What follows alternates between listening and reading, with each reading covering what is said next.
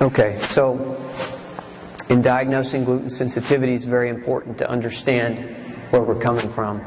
Blood tests are non-specific and most commonly are negative for the reasons that we just talked about. Biopsy is only specific for celiac disease, and it's not an accurate representation of our intestine. Stool tests are accurate, but they're limited to gliadin, so they only are really looking at one of the glutens, and they're not looking at all the glutens, so it's a limited test. You guys know what predictive antibody testing is? There was a really, really neat study done where they took blood that was 30 years old. They had frozen this blood. They took it from people in the Air Force 30 years ago. It was stored. They pulled it out of storage. They looked at the blood. They measured it for antibody production. They measured it for autoimmune antibodies. In other words, antibodies that our own body makes against our own tissues. And they found a very high percentage of the blood samples that had autoimmune antibodies present. They found that those people actually, 30 years later, ended up developing the autoimmune disease. So developing the autoimmune, this is why we say predictive antibody testing, because some of you probably got positive serology, positive tests for anti-gliadin or anti-tissue transglutaminase, but had a normal biopsy. And so maybe the doctor said, don't worry, you don't have celiac disease, continue to eat gluten. Well, this is where predictive antibody testing comes in, because if you make antibodies to gluten today, and you may not have the damage that's present yet or identifiable at this point in time, but 20 years from now, after 20 years of eating it and 20 years of damage, now you develop the disease. So autoimmune disease can take 20 to 30 years to develop. And it's very hard to put in remission once it's there. It takes about 2 to 3 years to put in remission, on average. So you don't want to get to that point. So predictive is something that's going to be talked about more in the future. They're doing some really neat stuff with this now. To date, the best way to look at it is genetics, because genetics show you what your genes are going to do when exposed to gluten. If you have these genes, and a lot of you are maybe aware of the hla-dq genes. How many of you are not aware of hla-dq genes? Okay, so I'm going to give a quick explanation of what these genes do. Okay. This is a diagram of gut cells. This little, you see this term right here, hla-dq? Can everybody see that okay? This down here, where's my cursor? This is an immune cell. And on the surface of your immune cells, actually I think I have a better picture that's not quite so confusing, because that's pretty technical stuff.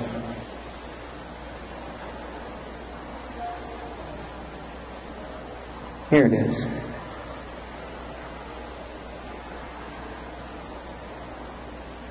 Okay, here's a very simplified diagram of a cell. This is a white blood cell. In the center, the DNA. On chromosome 6, you have a set of genes called hla-dq genes. HLA stands for human leukocyte antigen. These two genes are responsible for creating an antenna that sits on top of your immune cells. This antenna has a job. Its job is to identify things that don't belong, right? Remember the old Sesame Street, which one is not like the other? Okay? Which things don't belong in the body. This receptor, again, is coded for by these genes. So these genes make that antenna. That antenna recognizes foreign from friendly. If you have genes that are linked to gluten sensitivity, then when gluten comes in, that receptor says bad guy, not good guy, not food, enemy. And it tells your immune system to mount a response. Does that make sense? And that's why genes are the best way to detect.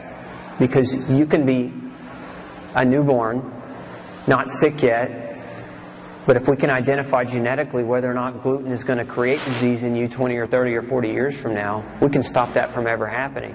You don't ever have to miss cupcakes. You don't ever have to miss birthday cakes. You don't ever have to miss pizza because you never had it. Right? So we don't have to raise this child on a horrendous diet, and that's all horrendous stuff anyway, but we don't have to raise this child on a traditional American, standard American diet and then change everything and have them go through all the social stress and trauma of having to change their diet and be special, right?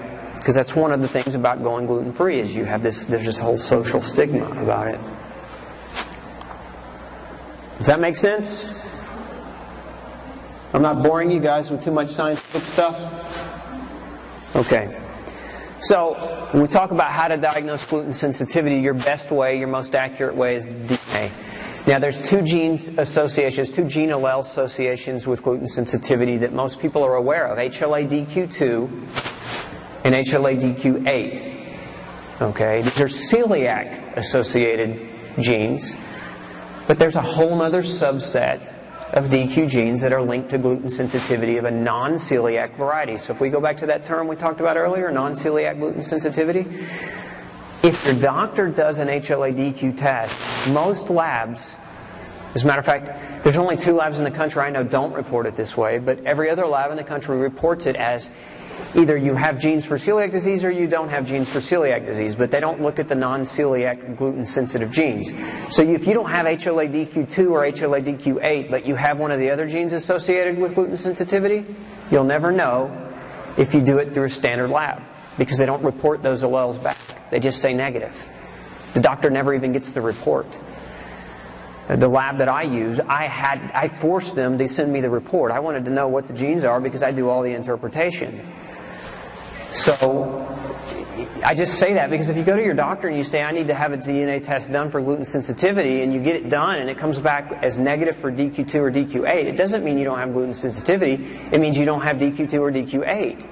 But you still have to know whether or not you have DQ1 or DQ3, because those are the other 2 associated with gluten sensitivity. And it's very important to know that, because I don't want you to go out, have a negative test, say, well, my genes were negative, Dr. Osborne said this, that, and the other, well, I can go eat gluten. And then you go eat gluten and you wonder why you end up with autoimmune disease 10 years later, and you think that guy was an idiot, right? So know that there's DQ1 and DQ3 that are also linked to gluten sensitivity. Okay. Here it is. These are all gluten-positive genes. Now that looks awful confusing.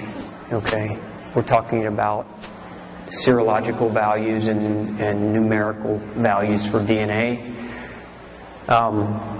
If you want to talk to me later about this, I'll be more than happy to go into depth. I'm not going to go into much depth here.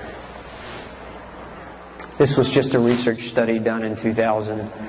Yes, question. Go to a doctor and it's not you, do you need to have them specify which lab to send it to so that they get the full report? You know, it depends on the lab, and it depends on the relationship that the doctor has with the lab. Like the 2 of the main labs that are out there, Quest and LabCorp, you can get hla-dq testing, but you're not going to get these values back. I don't care who you talk to. It's run like the government. Somebody's in charge and they don't care. There's no customer service. Does that make sense? Prometheus is another very popular lab that people will go to online to get DNA testing done, and they have this stratification diagram that they've calculated your actual risk for developing celiac disease, and it's worthless. Because, again, it only looks at DQ2 and DQ8. So why did I even mention them? Stay away. No. I don't want to say that. Okay, this was published here recently by the American Journal of Gastroenterology. How many of you have heard of IBS? Irritable bowel syndrome, right? You go to your GI doctor, you don't know what the heck is wrong. He says, oh, you just have IBS. Take Zelnorm. By the way, that one was pulled off the market a few years ago because of a lot of bad things. But anyway, where did that come from? IBS, irritable bowel. Let's think about more, I like to think about common sense, right? We talked about grain and common sense earlier. Let's talk about the gut and common sense. What is the gut? What is it? It's a tube, right? It goes from your mouth to your anus. What does that mean? What is the thing that affects the gut the most? Food. You put it in every day, 3 times a day, sometimes more. Sometimes too much, sometimes the wrong kind. Why wouldn't we look there first? Why would we look at all this other BS? Why would we do that? Why would we look at all these other strange tests that don't really tell us anything? Yes, you are inflamed. The test said you are.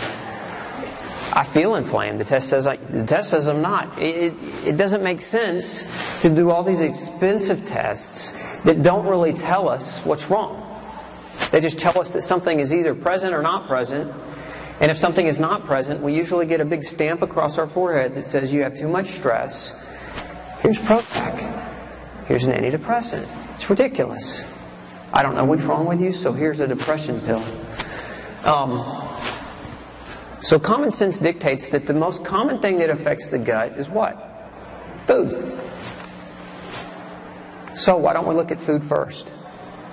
One man's food is another man's poison. Just like one man's trash is another man's treasure. I once had a young boy who was allergic to blueberries. And we all think blueberries are healthy, right? This young boy missed 3 days of school every week over gut problems because he was allergic to blueberries, and until we figured that out, he was miserable. So anyway, we have to look at food first. So back to IBS. Irritable bowel syndrome, which is just this vague diagnosis that a lot of people get, is oftentimes caused as a result of being gluten sensitive. As a matter of fact, I was very happy. I've been doing this for about 10 years. I've been using DNA testing and treating IBS for that long. And Mayo Clinic last year finally came out and said, hey, if you got somebody with IBS, you should probably do DNA testing to measure whether or not they have gluten-sensitive genes. And if they do, you should take them on a gluten-free diet. So Mayo finally officially came out and recognized that's a great step. I mean, I implore them for taking that because, usually it takes a lot longer for mainstream to get on track.